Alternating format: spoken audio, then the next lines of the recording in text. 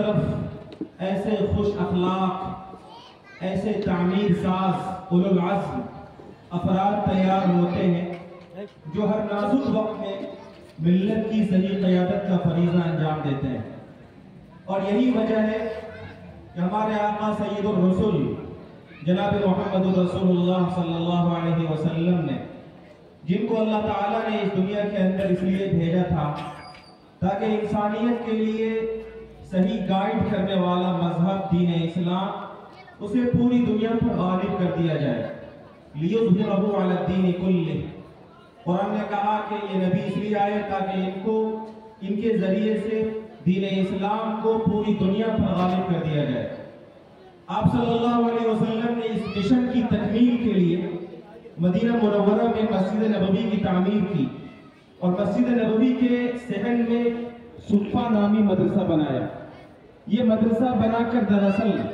قیامت تک کے مسلمانوں کو جناب رسول اللہ صلی اللہ علیہ وسلم نے یہ میسج دیا اور یہ پیغام دیا کہ مسجد اور مدرسہ اور دونوں کا مضبوط رشتہ اور امت کا مسجد اور مدرسے سے مضبوط لگاؤ، یہی وہ بنیادی سرمایہ ہے جن کے ذریعے سے قیامت تک اسلام کی بھی حفاظت ہوگی اور مسلمانوں کی بھی حفاظت ہوگی. چنانچہ اس صفہ مدرسے کے نمونے پر پوری دنیا کے اندر علماء نے اور اسلام کے جھیالوں نے، اولو العزم افراد نے دینی اداروں کا قیام کیا. اور آپ جس وطن عزیز میں رہتے ہیں، اس ملک کے اندر ذرا سا میں تاریخی حوالے سے آپ کے سامنے مختصر بات کروں. 1857 عیسوی میں جب جہاد آزادی میں ناکامی ہوئی، یہ وہ جنگ آزادی تھی جس کی قیادت علماء کر رہے تھے. ان کے ساتھ مسلمان تھے، تعاون برادران وطن کا تھا، لیکن اس جنگ آزادی میں ناکامی ہوئی. ناکامی اتنی زیادہ ہوئی کہ انگریزوں نے اب چن چن کر مسلمانوں کا قتل عام کرنا شروع کیا. دہلی جو اسلام کا دارالحکومت تھا، اس دہلی کی صورتحال یہ تھی کہ وہاں جن لوگوں پر اسلام کا اور مسلمانوں کا کسی طرح کا لیبل ہوتا، داڑھی ہوتی، ٹوپی کرتا ہوتا، تو انہیں سولی دے دی جاتی، انہیں ختم کر دیا جاتا. یہاں تک کہ مجاہدین آزادی اپنی حفاظت کے لیے غاروں میں چھپ گئے، وہ محفوظ اڈوں پر چلے گئے. لیکن معاف کیجئے گا، وہ چھپے اس لیے نہیں تھے کہ وہ ڈر گئے تھے، وہ اس لیے نہیں چھپے تھے کہ انہوں نے انگریزوں سے اپنے دلوں کے اندر خوف محسوس کیا تھا، بلکہ وہ اس لیے ڈرے تھے کہ اس ملک کی آزادی کا خواب جو ان کے بڑوں نے اپنی آنکھوں میں سجویا تھا، بدقسمتی سے اس جہاد آزادی میں اس میں ناکامی ہوئی ہے. تو چھپ کر ایک ایسا پلان بنایا جائے جس پلان کے تحت اس ملک کو آزاد کیا جائے. لیکن جب کچھ ہی سالوں کے بعد جب وہ مجاہدین آزادی و علماء اپنے کھوہوں سے باہر آئے تو یہ دیکھا کہ وہ ملک، جس ملک پر انگریزوں کا تسلط ہے اور جس ملک کے اندر انگریزوں سے لڑنے کے لیے یہاں کے مجاہدین آزادی نے اپنی جانوں کی قربانی پیش کی ہے، آج انہی مجاہدین آزادی کے بچوں سے ان کے دین و ایمان کا سودا کیا جا رہا ہے. یہ انگریز ایک تحریک چلا رہے تھے عیسائی مشنری اسکولوں کے ذریعے سے کہ تم ہمیں اپنے بچے دو، ہم تمہیں فری میں کھلائیں گے، فری میں پہنائیں گے اور انہیں فری ایجوکیشن دیں گے. یہ نعرہ اتنا خوبصورت نعرہ تھا کہ بچوں کی مفت تعلیم، بچوں کی مفت رہائش کا انتظام اور بچوں کے مفت ہر طرح کی سہولیات کا انتظام. لیکن ظاہر سی بات ہے اس کے پس پردہ ایک خطرناک منصوبہ کام کر رہا تھا، اور وہ منصوبہ یہ تھا کہ مسلمانوں کے بچوں سے اور ان کی نسلوں سے دین و ایمان کو چھین لیا جائے. اس خطرناک منصوبے کو ہمارے علماء نے محسوس کیا اور سر جوڑ کر بیٹھے. اس وقت ہمارے جو اکابر تھے آج سب اللہ کے جوار رحمت میں ہیں، اللہ ان کی قبروں پر کروڑوں رحمتیں نازل فرمائے. انہوں نے ایک مضبوط منصوبہ بنایا اور ایک منصوبے کے تحت 1866 عیسوی میں دارالعلوم دیوبند کی بنیاد رکھی. 1866 عیسوی میں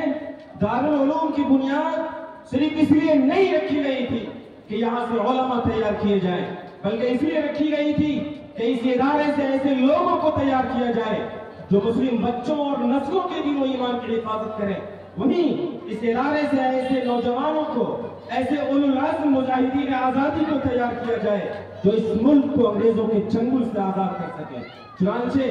اس منصوبہ بندی میں ہمارے اکابر کامیاب ہوئے. دارالعلوم دیوبند سے نہ صرف یہ کہ دین کے محافظین، قرآن کے حاملین تیار ہوئے، بلکہ وہیں سے ایسے لوگ تیار ہوئے جنہوں نے 1947 میں اس ملک کو آزاد کیا۔ میرے بزرگوں، ملک آزاد ہوا، لیکن مدارس کے قیام کی وہ تحریک جو ہمارے اکابرین نے چلائی تھی، دارالعلوم دیوبند جس کے پہلے استاد ملا محمود تھے اور جس کے پہلے شاگرد شیخ الہند مولانا محمود حسن دیوبندی رحمۃ اللہ علیہ تھے، یہ شیخ الہند وہی عظیم عالم اسلام ہیں اور وہ عظیم قائد ہیں جنہوں نے اپنی تربیت سے اور جنہوں نے اپنے صالح تربیت سے ایک ایسے ثبوت کو تیار کیا جنہیں دنیا شیخ الاسلام مولانا حسین احمد مدنی نور اللہ مرقدہ کے نام سے جانتی ہے۔ شیخ الاسلام مولانا حسین احمد مدنی رحمۃ اللہ علیہ نے اپنے استاد کے اس خواب کو، دارالعلوم دیوبند کے اس کاروں کو آگے بڑھایا۔ ملک کے جس کونے میں وہ جا سکتے تھے وہاں گئے اور انہوں نے دینی مدرسے کی بنیاد ڈالی۔ کروڑوں سلام ہو اکابر پر کہ وہ آپ کے علاقے میں آئے اور اس بھوارہ کے اندر ایک بڑا پروگرام ہوا۔ ہمارے آباء و اجداد نے اس پروگرام کی روداد ہمیں سنائی اور اس پروگرام کے اندر اس علاقے میں شیخ الاسلام حضرت مولانا حسین احمد مدنی، جن کے کارواں میں اس وقت دارالعلوم دیوبند کے محتمم حضرت قاری طیب صاحب رحمۃ اللہ علیہ بھی تھے، امانت شریعت کے امیر شریعت حضرت مولانا منت اللہ رحمانی بھی تھے، مجاہد آزادی حضرت مولانا حفظ الرحمان سیوہاوی بھی تھے۔ اکابرین کے یہ عظیم روحانی قافلہ اس سرزمین پر آیا تھا اور انہوں نے اس ادارے کو ایک انجمن کی شکل میں ڈالا تھا اور انہوں نے اس وقت ہمارے پروجوں سے، ہمارے آباء و اجداد سے یہ عہد لیا تھا کہ جب تک آپ اس دنیا میں رہیے گا اس انجمن کو اپنے خون جگر سے سینچیے گا، اور جب اس دنیا سے جانے لگیے گا تو اپنے بچوں کو اس امانت کی حفاظت کی ذمہ داری دے کے جائیے گا اور انہیں یہ وصیت کر کے جائیے گا کہ وہ ہر قیمت پر اس انجمن و اس مدرسے کی حفاظت کرے۔ ہمارے آباء و اجداد پر اللہ کی رحمتیں ہوں کہ انہوں نے اس امانت کی اب تک حفاظت کی اور انہوں نے ہر طرح کے وسائل سے محرومی کے باوجود اس ادارے کی تعمیری، اس ادارے کی تعلیمی ترقی کی صورتحال اس ادارے کی آپ کے سامنے ہے کہ یہ ادارہ آپ کو ہر سال 25، 20، 30، 40 حفاظ کرام کا تحفہ دیتا ہے۔ یہ ادارہ ہر سال آپ کو 15، 12، 20 ایسے افراد دیتا ہے جو یہاں سے ڈائریکٹ دارالعلوم دیوبند اور اس طرح کے بڑے مدرسوں میں جاتے ہیں اور کچھ سالوں میں وہ فارغ ہو کر ملک کے اور دنیا کے دیگر کونوں میں جا کر وہ دین متین کی حفاظت کا اور اس کے نشر و اشاعت کا کام کرتے ہیں۔ میرے بزرگوں، اس وقت جو ہمارے نوجوان موجود ہیں ان کی اب یہ ذمہ داری بنتی ہے کہ جس امانت کی حفاظت ہمارے آباء و اجداد نے کی، ہم ہر طرح کے اختلاف سے بالا تر ہو کر اپنے اس ادارے کے تحفظ کے لیے اپنی قربانی کو پیش کریں۔ میں نے رسول اللہ صلی اللہ علیہ وسلم کی جو حدیث پڑھی، اس حدیث کے اندر آقا صلی اللہ علیہ وسلم نے یہ وصیت کی۔ آقا نے فرمایا اذا اراد اللہ بعبد خیرا استعملہ، اے میری امت کے لوگوں سنو، جب اللہ کسی بندے سے خیر کا ارادہ کرتا ہے، بھلائی کا ارادہ کرتا ہے، اچھائی کا ارادہ کرتا ہے تو اس کو یوز کرتا ہے، اس کا استعمال کرتا ہے۔ ذرا دل تھام کر سنیے کہ کیا ہمارے ساتھ اللہ کی طرف سے خیر کا ارادہ ہے، اور اگر ہے تو یہ ایک بہترین موقع ہے جو آپ کے سامنے آپ کے اکابر نے پیش کیا ہے۔ آقا نے فرمایا اللہ جب کسی کے ساتھ بھلائی کا ارادہ کرتا ہے تو اس کے ساتھ خیر کا پروگرام بناتا ہے، اسے خیر کی توفیق دیتا ہے۔ صحابی نے پوچھا، اسے استعمال کرتا ہے۔ صحابی نے پوچھا وما یستعملہ یا رسول اللہ، اے اللہ کے رسول، جب اللہ کسی کے ساتھ خیر کا اچھا ارادہ کرتا ہے تو اسے استعمال کرتا ہے، اس کا کیا مطلب؟ تو آقا صلی اللہ علیہ وسلم نے فرمایا یوفقہ للعمل الصالح قبل موتہ ثم یقبضہ علی ذلک، اللہ تعالیٰ اسے نیک عمل کی توفیق دیتا ہے، بندہ نیک کام کرتا رہتا ہے پھر اسی پر اس کی موت بھی ہو جاتی ہے۔ میرے بھائیوں، مدرسہ فلاح المسلمین کی وہ عمارت جو مرکزی عمارت تھی، اس عمارت میں بچے رہتے تھے، برسات کے زمانے میں وہاں سے کیڑے نکلتے تھے، اسی میں درسگاہ بھی ہے، اسی میں بچوں کی رہائش بھی ہے۔ خدا کی قسم ہم سب کی ایمانی ذمہ داری ہے کہ مہمانان رسول کے بہتر نظم و نسق کے لیے نئی عمارت کا جو خاکہ ہمارے اساتذہ نے اور اس مدرسے کے محبین اور خیر خواہوں نے تیار کیا ہے، آپ اس خواب کو شرمندہ تعبیر کرنے کے لیے اپنا ہر طرح کا تعاون پیش کریں۔ اگر آبادی کے لوگ اپنے بہترین مکان کو بنا سکتے ہیں، اور الحمدللہ اب تو ایسی خوشحالی ہے علاقے میں کہ پھوس کا مکان ہمارے بھوارہ میں نظر نہیں آتا۔ بچپن میں ہم لوگ کہیں کہیں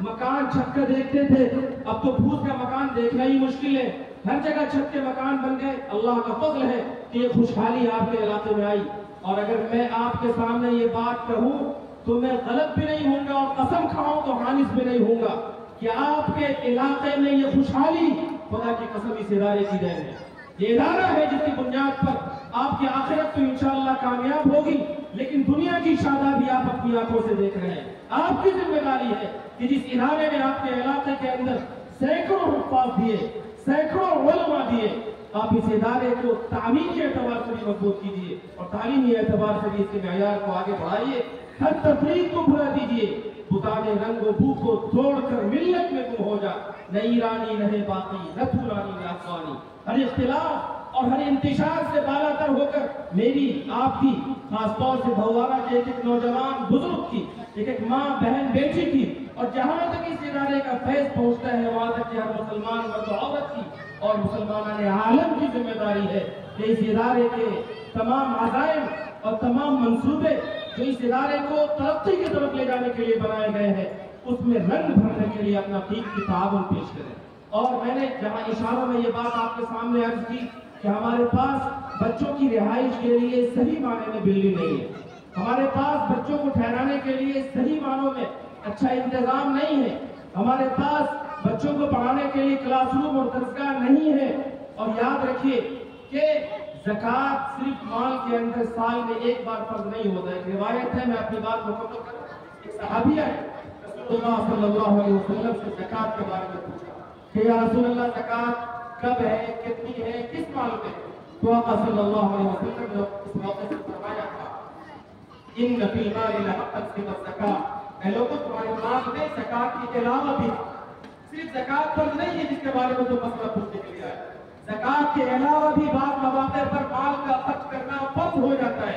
اور پھر رسول اللہ صلی اللہ علیہ وسلم نے قرآن مجید کی ایک آیت کی تلاوت کی، لیس البر ان تولوا وجوہکم. اس آیت کی تفسیر میں ہمارے بچے جو عربی صوب میں پڑھتے ہیں، مشکات الاثار، اس کے مصنف نے لکھا ہے کہ اس آیت کے اندر اللہ تعالیٰ نے زکوٰۃ کا تذکرہ الگ کیا اور اللہ تعالیٰ نے اس آیت کے اندر عادل مال کا تذکرہ الگ کیا. اس سے صاف پتہ چلتا ہے کہ زکوٰۃ کے علاوہ بھی جب ملک و ملت کو ضرورت ہو مسلمانوں پر مال کا خرچ